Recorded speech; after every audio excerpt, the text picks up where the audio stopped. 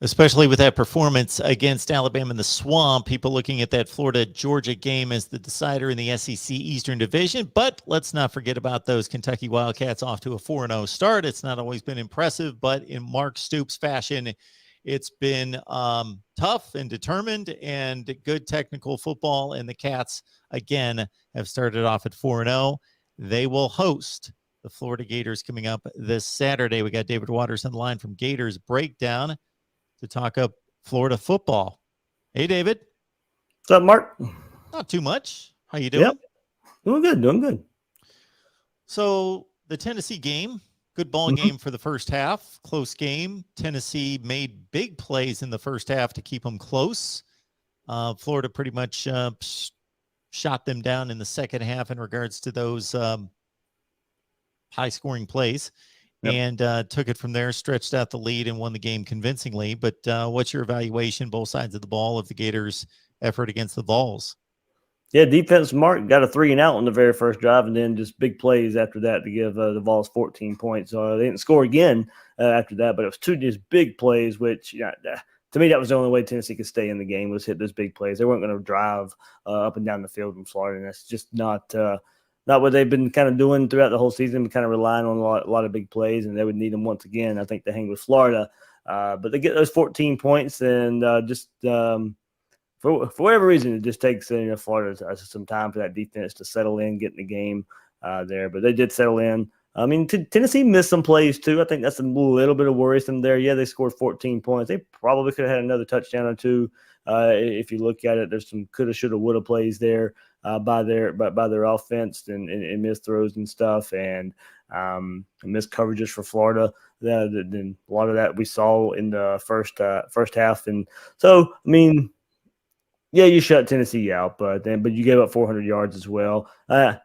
Wouldn't have been 400 yards if, the last drive of the game, of course, was garbage time and game was already in hand and all that. So, all in all, for the defense, just a clunky start. You stopped the big plays, but there could have been more there for Tennessee. On offense, just really about the growth of Emory Jones still getting better every week now. He's made steps, of course, these last couple weeks in SEC play versus Alabama and Tennessee. Really a force with his legs right now. He is breaking the game open with his legs, making plays happen in the run game, whether it be a design run, whether it be a passing play that breaks down. He scrambles for a lot of yards. He's getting more comfortable. They're dialing up plays for him, making some easy reads for him. But it still starts up front with this Florida run game, Mark. It's just the transformation, the identity of this team to go from one of the best passing teams in the country last year to now one of the best rushing teams in the country this year. And it really speaks to Dan Mullen and what he can do with the talent that he has at his disposal. And continue last week, too. You had a big night from Malik Davis with a couple touchdowns, one passing, one receiving, one rushing, and just some big runs by Wright and Pierce along the night as well. So, like I said, mostly led by Emory Jones and his legs and in the run game, but Florida's running backs and that offensive line still taking control at times in the game as well. Well, I was going to say before you went into that, was that the best game that Emory Jones has played as a Florida Gator? Yeah, complete game, yeah. That second, third, and fourth quarter versus Alabama was put it this way: second, third, and fourth quarter versus Alabama versus Tennessee was pretty much a continuation of that, except maybe more of his legs there versus Tennessee. So, like I said, maybe overall his best performance, because I thought he did it with his arm, especially in the second half. Now the next step, Mark, and maybe we'll see it versus Kentucky too. The next step is him to maybe trust himself a bit more on some of those downfield throws and test the ball down the field a little bit. Now, he's not turning the ball over, and I think that's where some of this comes into play. He turned the ball over a lot the first two interceptions in the first couple games. Could have even had more, but only one interception versus Alabama. What was a forced throw? It wasn't really a bad decision. It was just a player in his face. He's trying to make a throw. The ball gets picked off. But those decisions where it's been really bad interceptions, we haven't seen that the last couple of weeks. Didn't see it versus Tennessee either. But at the same time, I'm thinking that's maybe led its way into him being a little more conservative than he needs to be. And he's missed some open receivers that he could have had 20, 30 yards down the field, that he'd hold the ball. He'd make something happen with his legs in the same play, but you could have had an even bigger play if you just find that wide open guy streaking across the middle of the field. So he's growing up with him getting more starts now. Now it's just about getting better each week, finding out where his ceiling is and see if he can where that ceiling is and if he can and how large is it and can he ever hit that ceiling. David Waters on the line, Gators breakdown, Florida, Kentucky, big matchup in the SEC Eastern Division coming up on Saturday, 6 Eastern. So now that you've taken in 4 games and 2 of the 4 have been, pretty strong competition, obviously Alabama in particular, who's has stepped up on the offensive and defensive side to give you a different evaluation of them as players, where you've really taken notice that they've really contributed. I didn't expect this much out of A, B, and C. I'm going to go to unit. I'm going to go to the offensive line. We've seen how bad this offensive line has been the last couple of years for Florida when they want to run the ball, and they just haven't been able to, even when they just wanted to line up and try and get yards. And it's in a way similar to some of the plays they're running this year. They just couldn't do it, couldn't hit those plays. And now, you've seen, and if you want to point out some players along the offensive line, like Gene Delance at right tackle, Stuart Reese at right guard, those guys are playing better in this offense, this run approach offense. Like I thought they would. I thought this run approach offense would really help these guys. Maybe the biggest player, Mark, that you said I didn't really know or anything, Kingsley Egwakon at center. This is his first year playing at center. Wasn't even sure if he was going to, when fall camp started, we weren't even sure if he was going to be the starting center. He's the starting center, and he's played admirably. He has played great there at center there. And then the left side, you have Ethan White there at left guard, Richard Garage at left tackle. I mean, this unit, Cole Kublik for SEC Network just came out this week and named Florida his top offensive line unit in the SEC. So that just speaks to the growth of this group, these 5 guys. And now they found some depth. They have found some depth there. Josh Braun, and they had to find some depth. They got banged up last week versus Tennessee along the offensive line. Stuart Reese didn't start at right guard. Josh Braun started, played great. And when we've seen him sprinkled in all throughout this year anyway, so we've known kind of he's been playing good anyway, but now he gets his first start, plays really good. Gene Delance at right tackle goes down early in the game. Michael Tarkman comes in. Florida still goes and rushes the ball like they have the last couple of weeks. Egwakon goes down a couple of times versus Tennessee. Here comes Richard Leonard at center, and the running game still working like it has. So not only did we wonder if Florida had 5 offensive linemen they counted on, but now we can count up to 8 that went out there and actually produced, actually put some stats on the board in helping this Florida run game. So, Mark, on offense, I'll say it's the offensive line just because of lack of production in that group there. For defense, I'm going to go Jeremiah Moon. He's just 6th year on campus. He's been on campus forever. Played more of a rush in role throughout his career. Now they've moved him to linebacker, and we saw that in the first game of the season. This is even before Ventrell Miller goes down for the rest of the season, and he was making plays at linebacker, and luckily so, because Ventrell Miller ends up going down, and now Jeremiah Moon is pretty much one of your starting linebackers there for the Gators, and is playing really good at linebacker. So Jeremiah Moon still being able to find a role in this defense after being on this being his 6th year, not really producing at a consistent level throughout his career, but now finding kind of a home at linebacker. They still move him around. He'll still play in a little bit as well, but kind of starting there at linebacker some games and playing really well.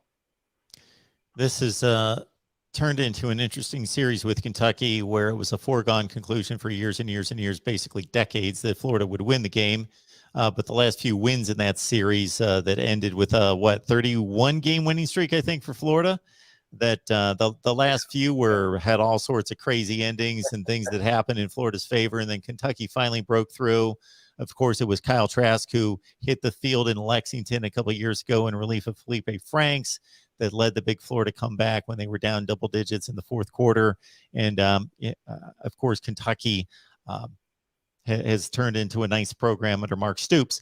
We heard so much during the offseason about Kentucky revamping its offense, kind of in reverse to Florida, and taking on a pass-happy spread formation and so forth. But I'm not seeing that. They threw it 22 times last week against South Carolina in a close game, and the final score pretty much looked like a Kentucky football game in the SEC. They beat South Carolina 16-10, and Chris Rodriguez ran it 26 times. He's one of the best backs in the league. This is going to be a muscle it up, roll up the sleeves kind of football game. It is, Mark. And yeah, Kentucky's offense, even though they've brought in new OC, they brought in new quarterback, it's still a run first approach offense led by Rodriguez there at running back. And they're going to run him, and they're going to run him a lot. And we'll see that. And that's where their big plays in the passing game come from. They're a big play action team, and that play action is not going to work at its best unless they get that run game going. We've seen what Florida did a couple weeks ago versus Alabama, holding them to under less than 100 yards rushing. Florida's going to need another performance like that as well. They were a little inconsistent up front for me last week versus Tennessee, so I think they'll need to bounce back a little bit and have that performance that we saw a couple weeks ago up front, especially on that defensive line there against Kentucky this week. Because Kentucky, they're not winning this game unless they can run the ball. They're not going to be able to hit enough. Will Levis isn't accurate enough to hit pass after pass after pass, but he can hit the big play down the field to Wan'Dale Robinson. That's going to be the matchup there for Florida. How often can Kaiir Elam match up on Robinson? How often does Kentucky draw something up where Elam is not on Robinson? Do they put him in the slot and try and lay working from the slot a little bit more? Do they keep him outside? And Todd Grantham's not necessarily a match guy. He doesn't necessarily say, all right, one cornerback, you're on this receiver all game long. Not really how he does. He's more of a you play a boundary, you play a side, and you pretty much stay there the whole game. But we'll see how, because I think we know for a fact he is their big play guy. He is their big play receiver. You might as well stick your number one cornerback. That you go back and look at that Alabama game. Alabama tested Kaiir Elam for whatever reason over and over and over again, and nothing happened. I mean, Kaiir Elam is playing great. Missed last week versus Tennessee. We'll see him bounce back this week. I believe he should play versus Kentucky. So it's a really good, interesting matchup, Mark, but only to me interesting if Kentucky gets that run game going. If they don't get that run game going, that passing game's not there enough for them to win this game.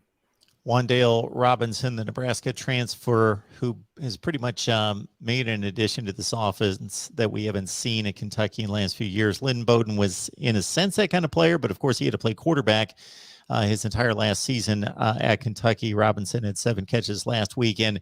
If you watch the Missouri game, he pretty much made all the big plays that enabled Kentucky to hold off the Tigers by a touchdown in that game. Florida and Kentucky, and you mentioned the name Kaiir Elam.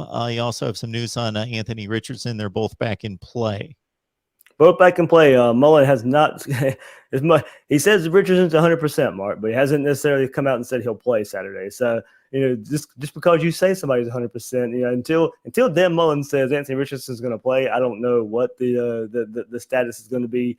I believe he'll play versus Kentucky. There, I think Florida. This may be a game you need some more explosive plays. And Mark, for as good as this Florida run game has been, they lead the SEC in explosive runs, which is runs of 10 yards or more. They lead the SEC in that category, but they're still missing that home run threat. And I think that's where Anthony Richardson comes in a little bit, whether it be him passing the ball down the field, but even in the run game as well. Florida's got, with this run game, and I love it because I'm a big explosive run proponent, especially if you're going to be in this type of offense. You need those explosive runs. But the best way I've put it, Mark, is Florida's hit a lot of doubles and a lot of triples in this run game, but they're still missing that home run threat. And I think that's what Anthony Richardson brings to the table there for this Gator run attack when he's on the field from the quarterback position, of course. So I do think Wright, Davis, Pierce, they can hit a home run, but you're not going to get that on a consistent basis. You don't know what game you'll get it in. You'll see it somewhere along the way. Maybe this is the game. But I think for the player that is going to bring that home run ability, that's Anthony Richardson, and we'll see if he's on the field Saturday. David, knowing Dan Mullen, do you think he's more comfortable in a situation like last year where Kyle Trask is the guy, that's the offense, he runs it, this is what we do, and if he gets injured, then I'm going to have to re-scheme everything and revamp the offense, and we'll just deal with that if it happens, versus having 2 players, and a lot of coaches would be uncomfortable with, well, there's a controversy. Who do you play? How much do you play him? Do you bench one? Do you go to the other one if one of them throws a pick? All that, where he could care less about that. I got 2 guys that I can mix and match and, get into my bag of tricks and go into the laboratory and work it a little bit more with 2 players. I think eventually at this point in the season, Mark is going to get to your last situation where he's going to, hey, I got 2 quarterbacks. I can win with these 2 quarterbacks. Both quarterbacks are going to play. Now, in the first couple of weeks of the season, it didn't matter. how the game was going. Anthony Richardson came in on the third drive of the game, and he was getting that drive. And then he played a little bit more in the games as they went on. And Emory Jones would struggle in the second half of those first couple games, and especially versus USF, you saw a lot of Anthony Richardson there. And I think that had to do with some of the struggles with Emory Jones. But Emory Jones has now gotten better. He's progressed since those first couple games of the season. And I do think now eventually it gets to the point where I think as long as Anthony Richardson's healthy, I think it gets to the point where he's going to demand more snaps just because he is that explosive. He can put points on the board. But I also think that Emory Jones brings a lot to the table, knows this offense, gets the offense in the right checks, gets the offense in the right calls, and can lead a drive. Like, I think if Florida needed a drive to go get some points, Emory Jones still might be your quarterback. Getting the team in the right play, making sure they're in the right play after play after play after play, and then you go score. That's what we've seen a lot of the last couple of weeks. A lot of 10-play drives, a lot of 11-play drives that they've been able to string together and go score. So a lot of that's Emory Jones putting the team in the right play after play. So I do think it gets to a point this season. You're going to see a lot. You're going to see Dan Mullen win with both quarterbacks, and we'll see if it raises the quarterback controversy when the season ends, Mark. Always a great conversation with David Waters, Gators Breakdown. Whether you're a YouTube person that wants to be right here, check it out right here. Just put Gators Breakdown into the search engine, or just head to your favorite audio platform, Gators Breakdown, to get your Florida football fix. David, we always appreciate it. Enjoy the game. Thanks, Mark.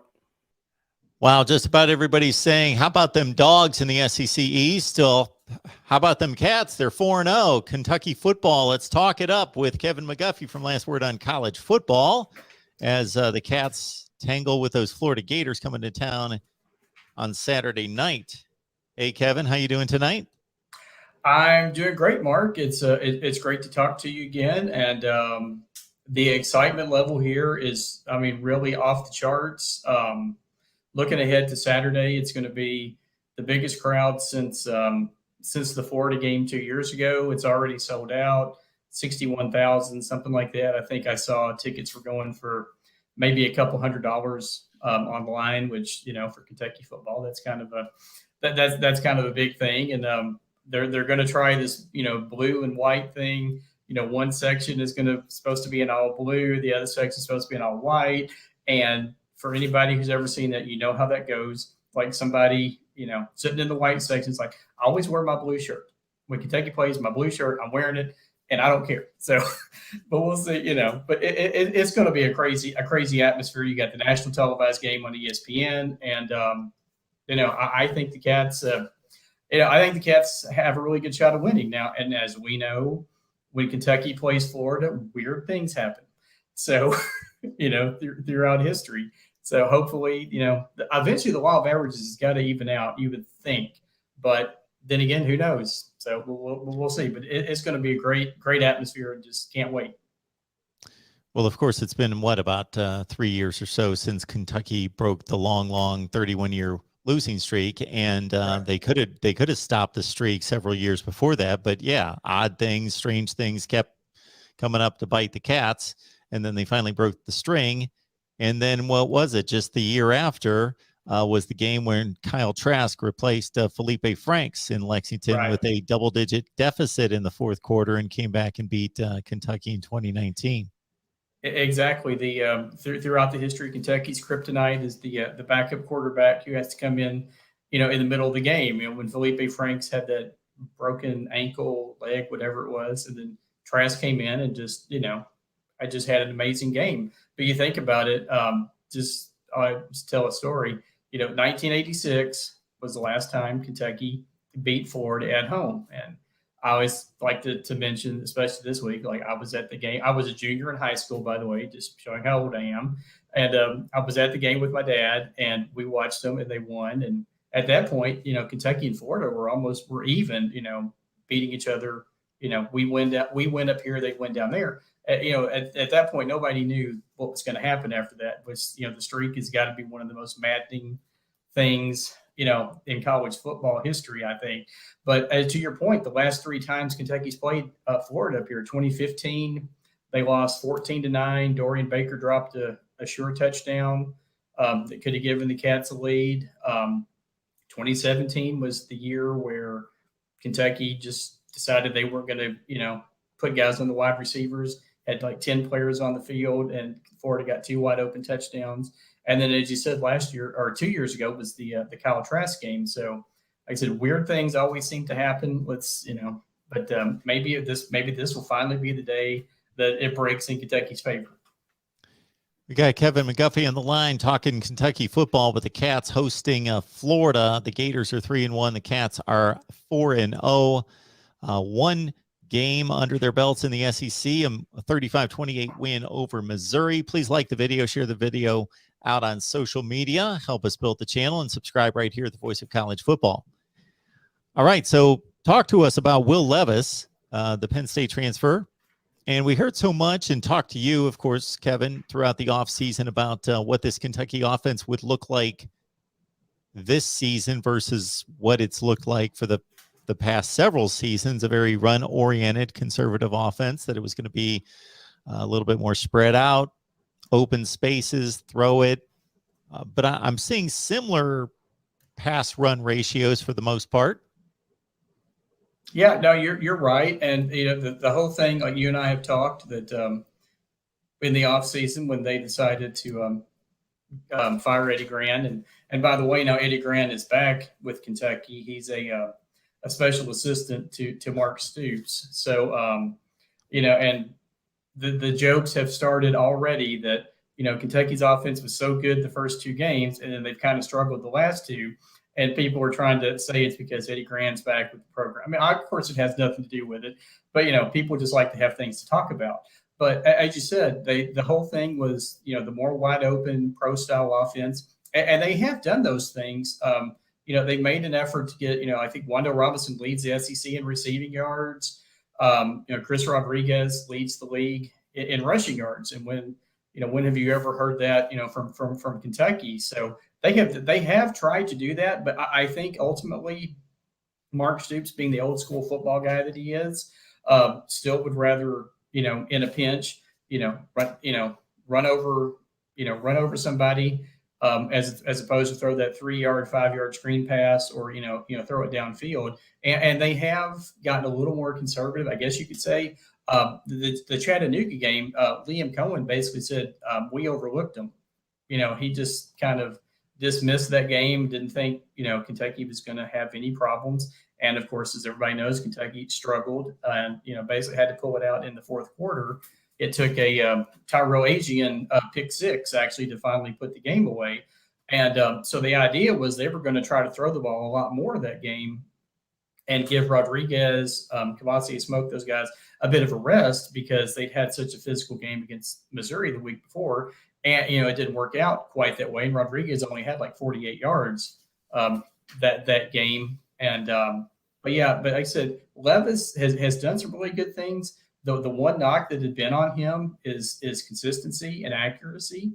And if you saw the South Carolina game, had the interception. He's had a few interceptions now, and a lot of them he throws the ball so hard that it'll bounce off a receiver's shoulder pads or off their chest or something, and you get that tip, and then makes it easier for a defender to intercept it. So that's been the biggest thing. The first 2 games he was really, really, really solid, and then, like I said, he struggled a little bit in the last 2. But I think I think he's going to have a big game on Saturday. Got Kevin McGuffey on the line talking Kentucky football with the Cats and the Gators getting together in Lexington on Saturday night, 6:00 Eastern time. And Kentucky looks to go to 5-0 with their second SEC win. All right, Chris Rodriguez, he was a known factor. We knew about him, what he could possibly do, even in a pretty crowded backfield of some other really good players.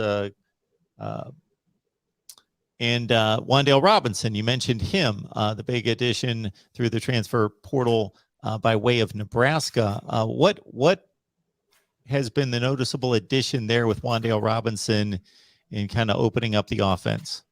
Well, basically he gives the Cats that deep threat. He's a guy who can take it to the house anytime he gets the ball, and that's been the biggest thing. He's helped. He'll stretch the defenses, open it up for the tight ends underneath. You've seen Kentucky make a little more effort this year, as Cohen said they would. Throwing to the tight ends. Brendan Bates has had a good season. Justin Rigg, Isaiah Cummings, who's actually was a wide receiver who moved over to tight end when Keaton Upshaw got hurt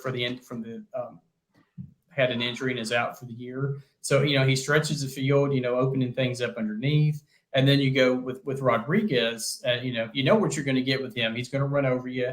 He's not going to run. He's kind of, that Benny Snell guy. He's not going to run around you. He's going to run over you. And, he had 144 yards against South Carolina. But the biggest problem he's had this year, which has just been baffling to Kentucky folks, is he's been putting the ball on the ground. And in all the time he's been here, he's never had a problem with turnovers. But that's been the biggest bugaboo, if I can use that word, for the Cats this year is turnovers. Because if you look at the turnover margin, they're second worst in all of college football. They're like 129th out of 130 teams with 11 turnovers, and they've only forced 2. And they had 3 against South Carolina, and that doesn't even count, take into consideration, Rodriguez fumbled twice against South Carolina, but Kentucky was lucky enough to get the ball back. And then you go back before that to the Missouri game. He fumbled at the goal line twice. One time Missouri got it, and the second time Eli Cox, offensive lineman, fell on it in the end zone. So he got credited. The offensive lineman got credited for a touchdown. So, but deep down, like I said, I think Stoops still loves the run game, and you're going to see a lot of Rodriguez try to pound against that Florida defensive line, and then maybe after that set up, start, use the run to set up the pass, or they might, switch it up and, they'll come out and throw the deep ball to start the game and come out throwing and try to set up the run. But like I said, kind of with Kentucky, it's not like you knew what you were going to get. Benny Snell right, Benny Snell up the middle. Lynn Bowden right, Lynn Bowden left, Lynn Bowden up the middle. You've got that great offensive line, and they've done a really good job protecting Levis and opening up holes for Rodriguez, Cavassier Smoke. Robinson has run the ball a couple of times and had a lot of success. Josh Ali had some success with it too, but unfortunately he fumbled twice, against South Carolina. So, but like I said, but going back to what you're saying, Robinson has just been unbelievable. He's the player. Sometimes you get that transfer and it doesn't quite hit like you think it is, but Robinson has been exactly 100% what Kentucky fans are hoping for. Giving them that deep threat, stretching the defense, and you couldn't ask for a better start so far from him. If Wan'Dale Robinson wasn't on the field against Missouri, I don't know if Kentucky wins that game. No, you're exactly right. He had a huge game against them that day, and he's like I said, they helped them, as you said, basically helped them win that game. I was trying to look up his stats real quick against from that game, but yeah, I don't remember the stats. Yeah. I just remember I watched the replay on that game, and he made a number of big plays against Missouri in that game. Yeah. But like I said, he's just been he's been exactly what this program needed and what this what the team has needed. And there was an article I think I saw somewhere today talking about how the success of having Robinson here will maybe help with recruiting in the future.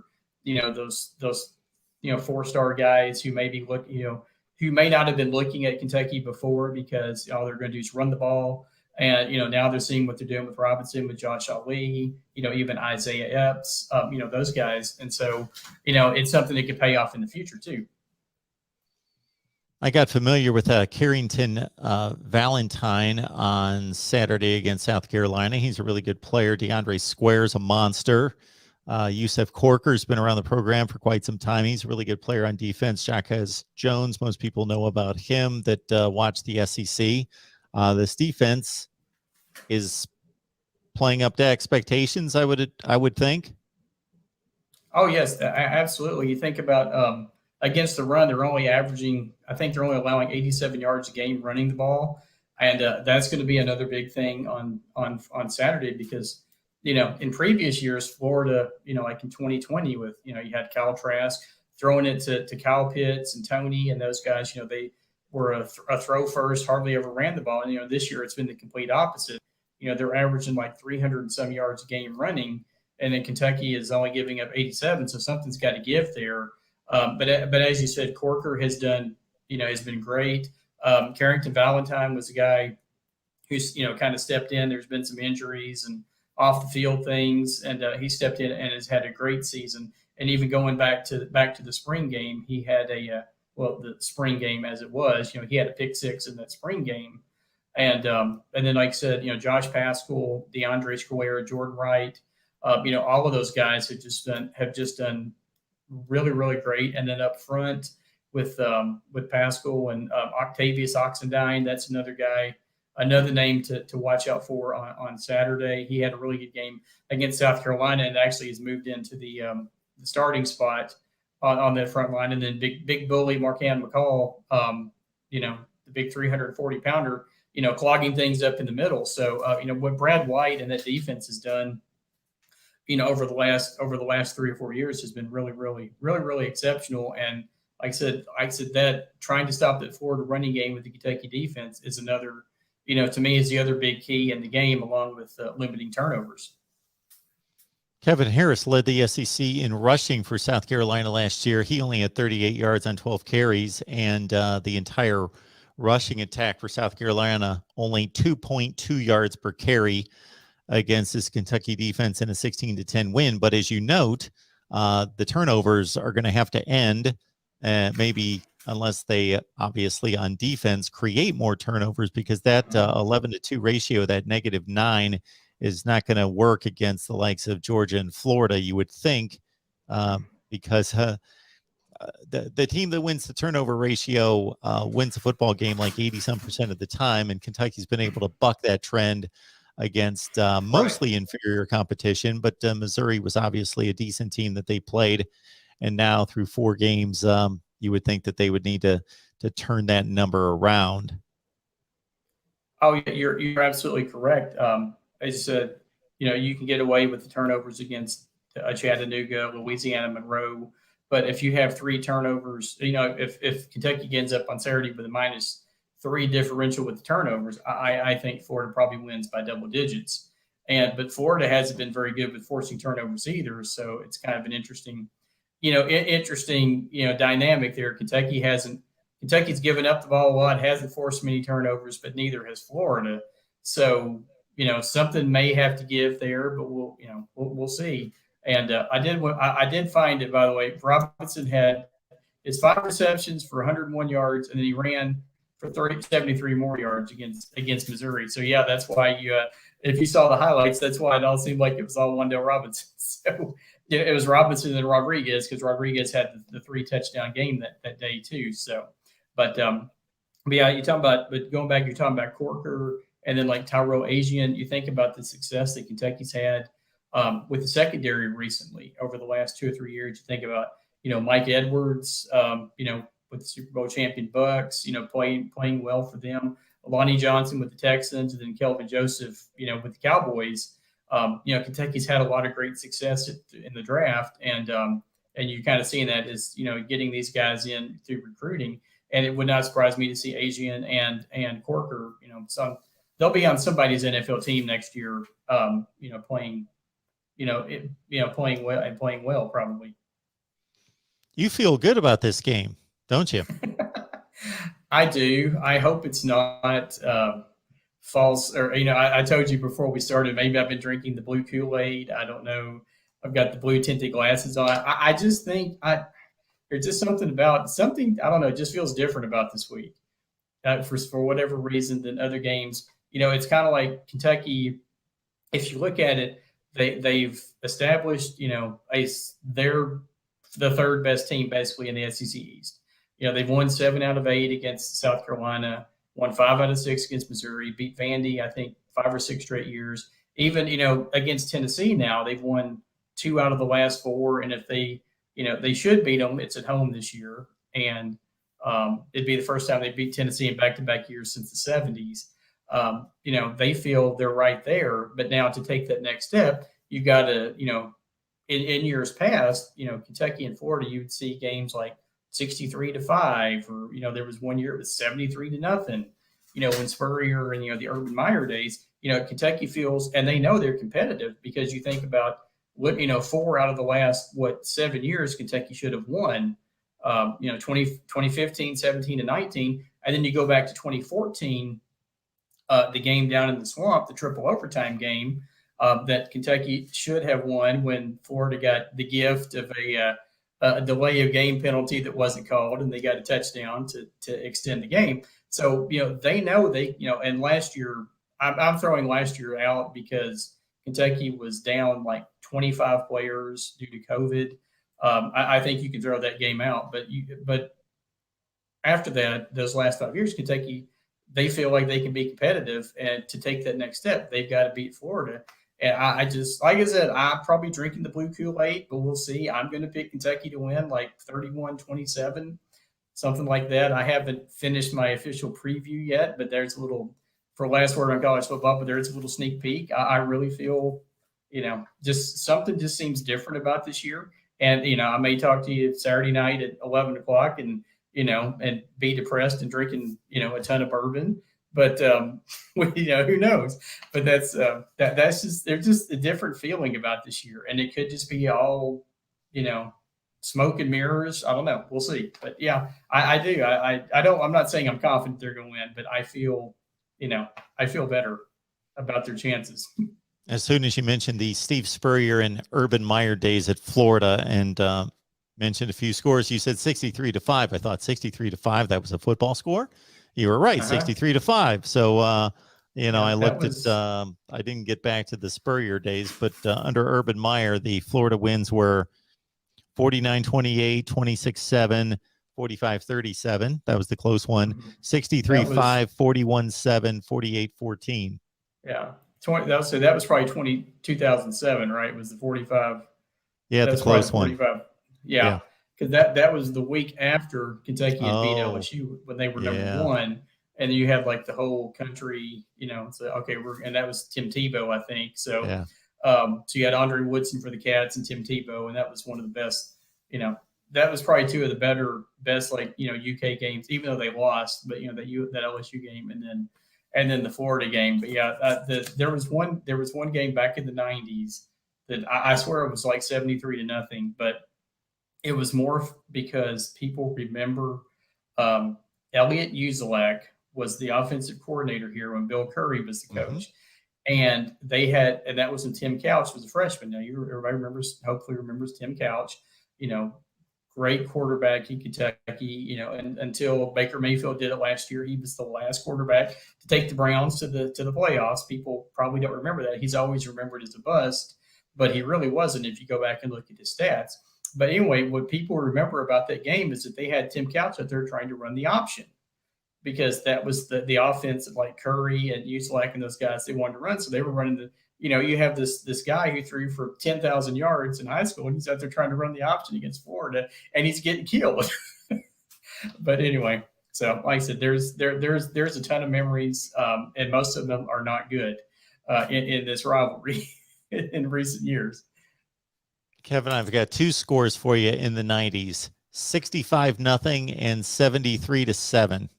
That's okay. That's it. I got the 2. Yeah, but either way, they're not good. But going back to my point, the Kentucky fans, the coaching staff, they think those days are over. Like I said, you can throw out last year, and they think they're right. The gap used to be, can't really see it on here, but the gap used to be like right here, and now they're thinking, they're really closing that gap. So if you can close that gap with Florida, and then Georgia, like I said, I think Georgia right now is on a whole nother level this year.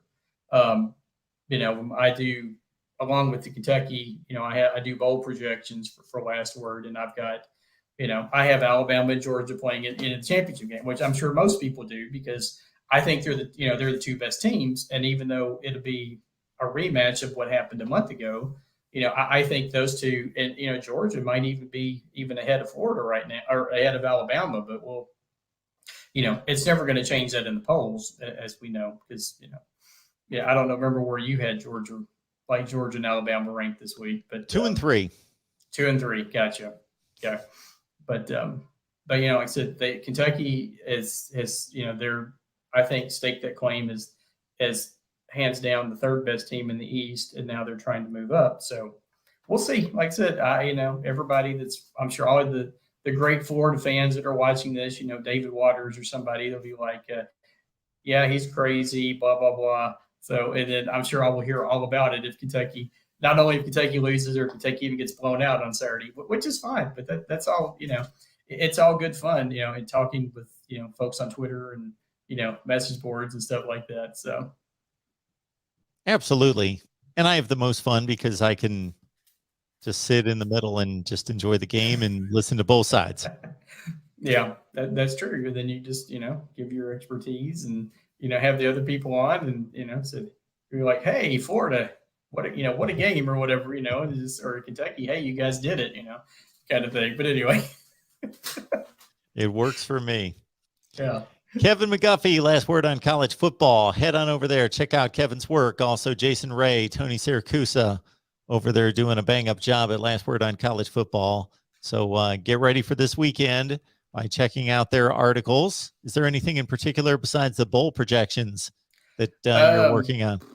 No, just the preview. I'm actually, when I get off here with you, I'll probably go finish that and preview for the game. And then, like I said, I've been doing bowl projections. Jason Ray does a Heisman. We started this a few years ago, and it's really picked up. A lot of steam. We have I think we have maybe it's 30 writers now, maybe for Last Word, covering, like 30 different teams, and everybody does a top 5 Heisman vote every week, and then he posts that, and I know that's always a big thing. Gets a lot of a lot of views, and then Tony has just been all over everything with UCLA, this year, and of course they're having a great year. I have them, right now I have them playing in the Rose Bowl, so they're having a great year. So that Big Ten, I still had Ohio State as the other team. Now that may, but then you have Iowa and Penn State right there too. So I think any one of those three could claim that bid. But yeah, I mean, if you have a team that you follow, come over and check it out. And maybe, like I said, we have about 30 different writers now. So, kind of growing, adding people, consistently. So, I don't know that we'll ever get to the point where we have somebody covering all 130 teams, but I don't know that the editors there would we'd have to hire a lot more people. But yeah, seriously, check out everything. Like I said, almost I'd say at least half the SEC we have people covering, and then Big Ten, Pac-12, ACC, Big Ten. So a lot of the bigger teams we have people covering them. All right, Kevin, enjoyed the game. Thanks for stopping by. Thank you, sir. I appreciate it as always. It's great to talk to you, and look forward to talking to you again soon.